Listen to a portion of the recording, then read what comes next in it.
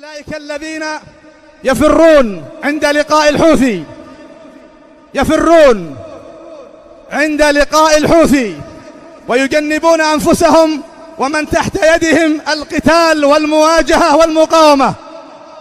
وهذا على رأسهم يحيى الحجوري الذي كلما أحاط الحوث بمارب فر إلى